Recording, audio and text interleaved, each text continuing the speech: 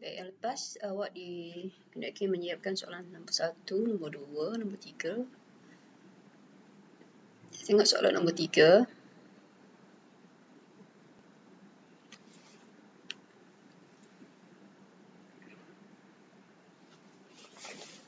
Okey, pembubaran perkongsian ya. Kita sambung. Yang lepas kita bagi tahap yang agak mudah, agak rendah. Kita tengok pula di tahap yang berikutnya. Okey, perkongsian Ruldian dimiliki oleh Encik Khairul. Rul diambil daripada Rul Khairul, Ismadi D dan Hanan An. Jadilah Ruldian. Dengan nisbah kongsi untung rugi 3-2-1. Jadi, kita ikut nama siapa yang disebut dahulu. Khairul 3, Ismadi 2, Hanan 1. Okey. Ini bagi tempoh perakaunan 31 Oktober 2010. Penyata kewangannya terdiri pada aset bekas masa dan aset semasa, ekuiti pemilik dan liability semasa. Tak ada akaun semasa kat sini. Okey, jadi maknanya awak akan guna kaedah modal berubah lah ni. Okey, pada 1 Januari, Hanan menjadi muflis dan mereka bersetuju membubarkan perniagaan. Seorang muflis, jadi dia bubarkan semua. Okey, antara dia punya aset yang perlu diambil kira, direalis semula ialah, ni yang asal, sekarang nak direalis semula. Okey, kenderaan 21,500. Asal 23,000. Alat tahan pejabat 9,000. Inventory diambil alih oleh Khairul dengan harga 220. Adakah betul? 2,000 jadi 220. Okey, tak apa, kita tengok. Cuba rujuk soalan. Mana soalan ni? Nombor 3.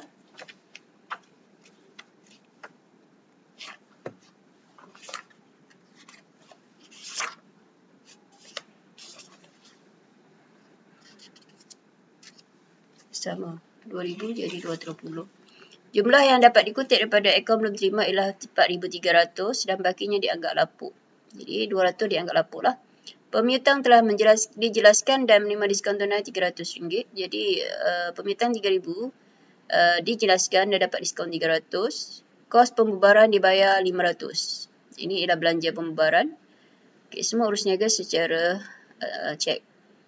Anda dikendaki menyediakan akaun realisasi, akaun bank, akaun modal, akaun liability dan catatan jurnal.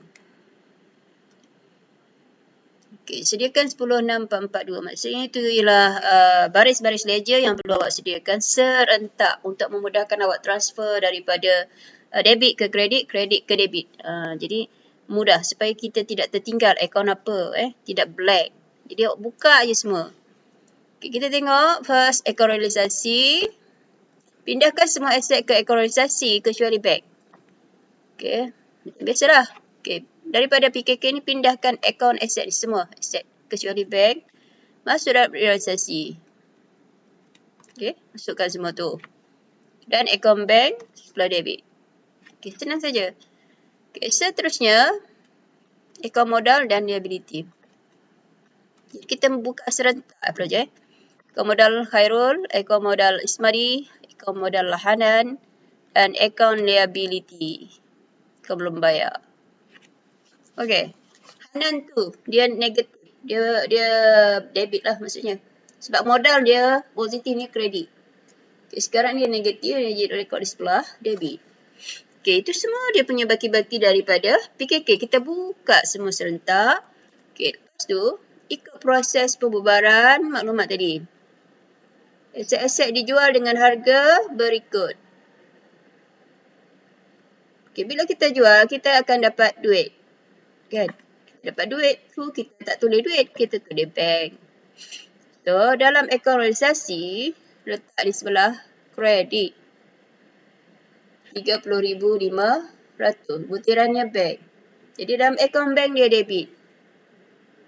Okay, sebab ini berlaku pada semasa pembubaran. Jadi, akaun yang terlibat ialah akaun realisasi. Sebab dia akaun sementara yang terlibat semasa pembubaran. Kita realis semua aset ni, pindah ke akaun bank. Jadi, awak tengok dia punya flow. Okey. Seterusnya inventory diambil alih oleh Khairul. Khairul ambil alih. So melibatkan akaun modal Khairul. Dalam akaun realisasi kita tulis modal Khairul. Okey. Kemudian dekat akaun modal dia di sebelah debit. Kredit akan pergi ke debit. Sebab dia mengurangkan, dia ambil alih barang tadi dengan menolak modal dia. Dia tak keluarkan duit lah untuk bayar, cuma tolak akaun modal dia saja. Okey. Jumlah yang dapat dikutip daripada akaun belum terima ialah 4,300, bakinya dianggap lapuk. So, akaun belum terima, kita dapat kutip 4,300, tulis back. Dalam akaun bank tulis realisasi. Okey. Seterusnya, pemiutang telah dijelaskan dan terima diskaun.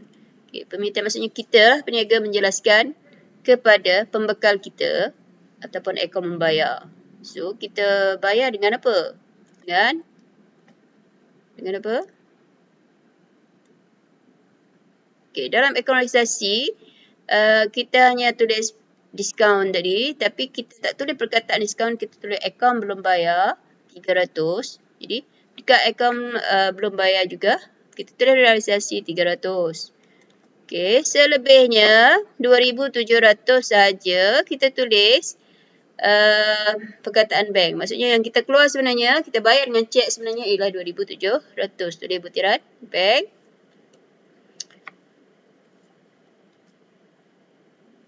Okey. Jadi yang terlibat dengan butiran bank tadi, akaun bank dan akaun belum bayar sahaja. Realisasi hanya rekod diskaun sahaja dengan dia punya catatan berlakunya juga ialah akaun belum bayar.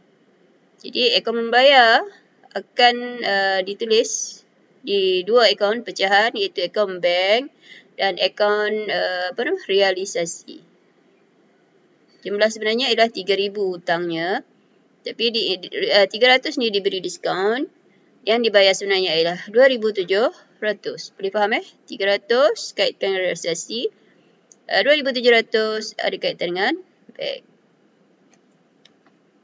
Kos pembubaran yang dibayar ialah 500. Okay, bila belanja pembubaran je kita libatkan bank, kita kena bayar. Dan satu lagi ialah dikata semasa berlaku tu pembubaran, jadi melibatkan realisasi. Jadi akan mengurangkan untung realisasi lah belanja. So kita akan kreditkan bank 2,500 dan debitkan realisasi 500.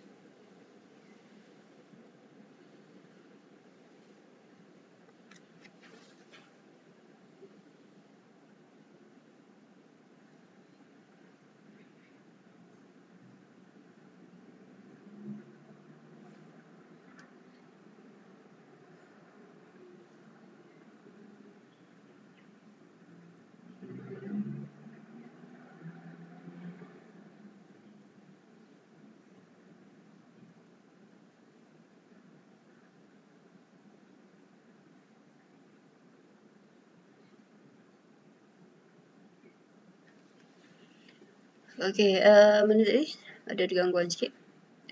Kos pembubaran, semua urusan selesai. Okey. Lepas tu kita buat apa?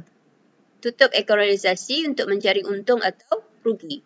Caranya ialah, yang biasalah kita jumlahkan debit dan jumlahkan kredit.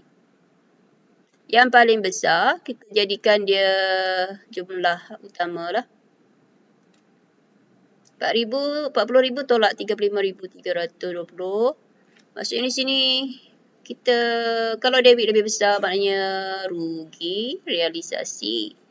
Sebanyak 4680.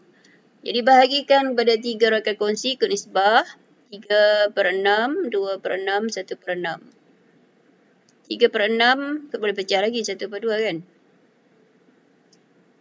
Okey, darab 4680, 2340, 2/6 dapat 1560, 1/6 darab 780. Jadi kita tulis di sebelah kredit realisasi.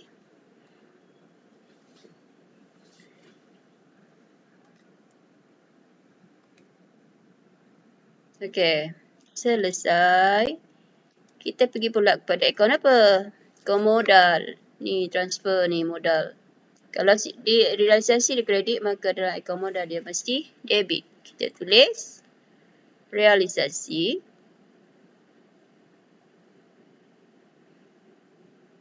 Okay, modal Khairul ni ada dua kan? Satu tadi, yang tadi ambil alih dan yang bawah ni rugi. Okay, Ismadi, Hanan. Okay. Seterusnya tutup akaun modal, rakan kongsi. Tutup dia. Akaun modal ni yang kita tutup ni ada kaitan dengan bank lah. Okay, perbezaan di antara debit kredit dalam akaun modal ialah bank. Maksudnya dalam akaun bank mesti berada di sebelah kredit lah.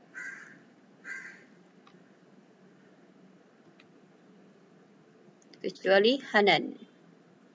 Okay, Hanan tetap akan berada di sebelah debit akaun bank.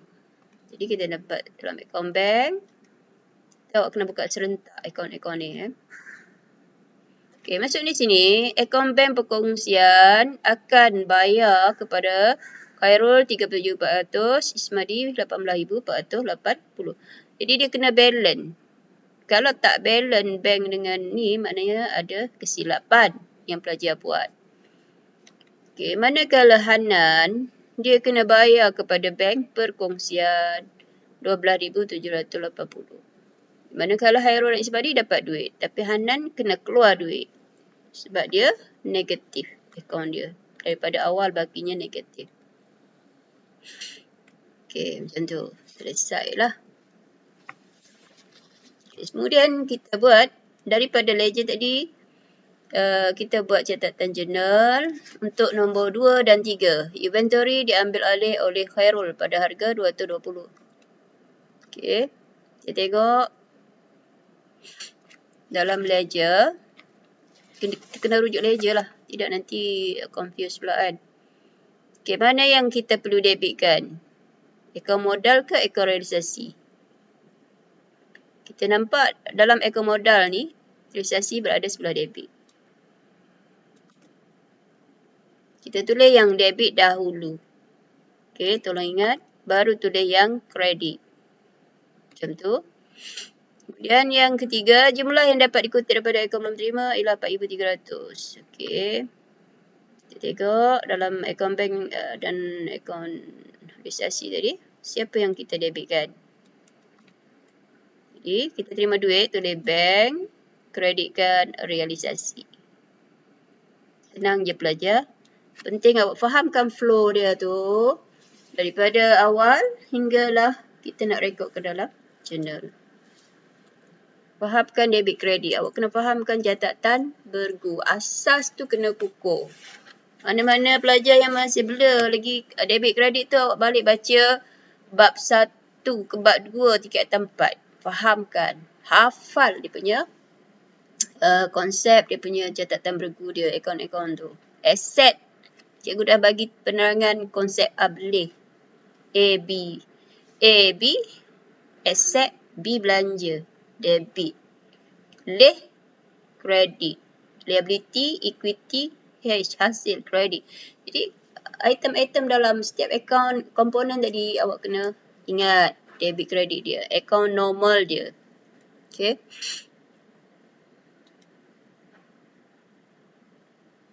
Okay, begitu juga dengan nombor 4. Sama je kaedahnya, awak buatlah. Ya.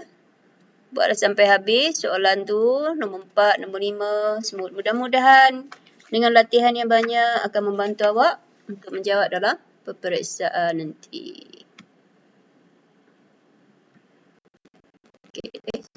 Teruskan anda, semoga anda peroleh kejayaan yang cemerlang.